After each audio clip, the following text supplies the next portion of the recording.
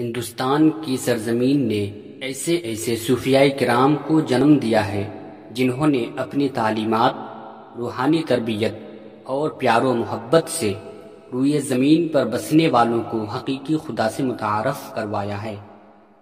ان کے کارنامے اور اخلاص نے تاریکی و ظلمت میں ڈوبی انسانیت کو خدائے وحدہ لا شریک کی ذات سے ملایا۔ انہی نامور بندوں میں ایک نام سلطان محبوب الہی کی ذات گرامی ہے۔ محبوب الہی حضرت خواجہ نظام الدین اولیاء سلسلہ چشتیہ کے معروف و مقبول بزرگ ہیں، جن کا سلسلہ نسب نواسہ رسول حضرت امام حسین رضی اللہ تعالی عنہ سے ہوتے ہوئے نبی آخر الزماں صلی اللہ تعالی علیہ وسلم تک پہنچتا ہے۔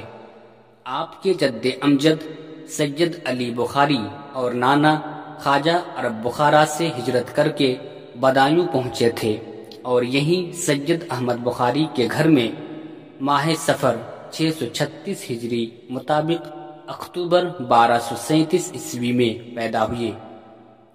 آپ کا اصل نام سید محمد نظام الدین اور القابات نظام الاولیاء، محبوب الہی، سلطان المشائخ، سلطان الاولیاء وغیرہ ہیں۔ آپ کی عمر محض 5 سال کی تھی کہ والد محترم کا سایہ سر سے اٹھ گیا، لیکن آپ کی جفاکش، نیک دل، پاک سیرت، بلند ہمت، نیک صفت، صبر و تحمل کی حامل والدہ ماجدہ نے سوت کاٹ کاٹ کر آپ کی تعلیم و تربیت کا بار اٹھایا اور مسلسل ان کے تعلیمی مشاغل کا جائزہ لیتی رہیں۔ آپ نے مولانا علاء الدین اصولی کے سامنے زانویہ تلمذ طے کر کے ظاہری علوم و فنون میں مہارت حاصل کی۔ پڑھنے کا شوق بچپن سے ہی تھا اور اسی شوق نے کبھی بھی یتیمی اور دیگر دنیاوی عوارض کو خاطر میں نہیں آنے دیا۔ مشارق الانوار کی سند مولانا کمال الدین سے حاصل کی۔ اس کے بعد دہلی آ کر خواجہ نجیب الدین متوکل کی صحبت اپنائی۔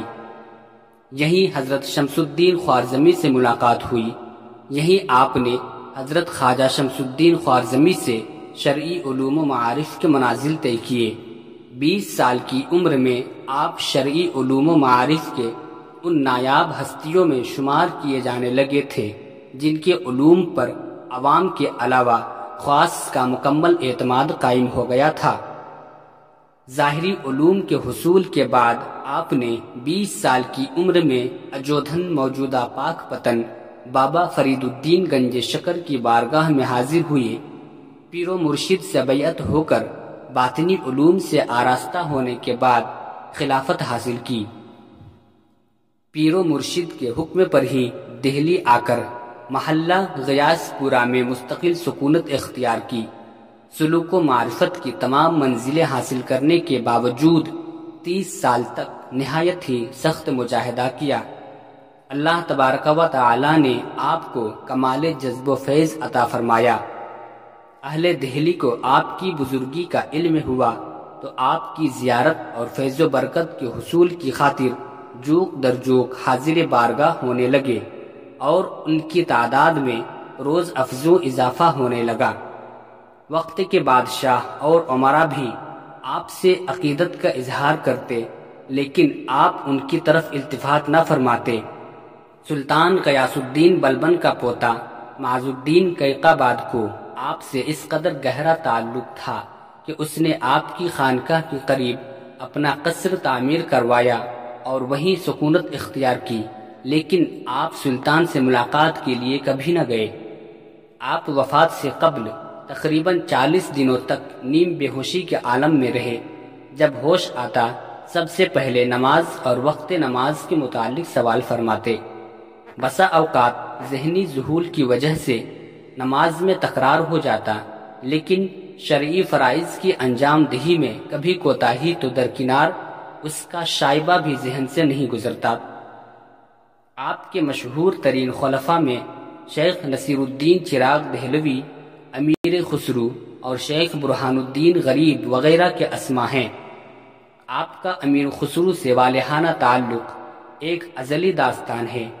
آپ قرآن و حدیث کے صرف جید عالم ہی نہ تھے بلکہ تصوف کے بلند مقام و مراتب پر فائز تھے۔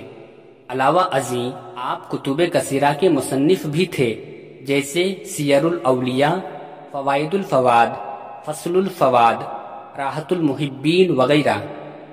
وصال سے قبل علالت کے دوران آپ نے وصیت کی کہ گھر اور خانقاہ کے اندر جس قدر بھی اثاثہ ہے سارے کا سارا مساکین اور غریب میں تقسیم کر دیا جائے۔ آپ کے حکم کے مطابق داروغہ لنگر خواجہ محمد اقبال نے سارا غلہ تقسیم کر دیا اور ایک دانہ بھی رہنے نہ دیا۔ بروز بدھ 18 ربیع الثانی 725 ہجری مطابق 4 مارچ 1324 عیسوی بوقت طلوع آفتاب آپ کا وصال ہو گیا۔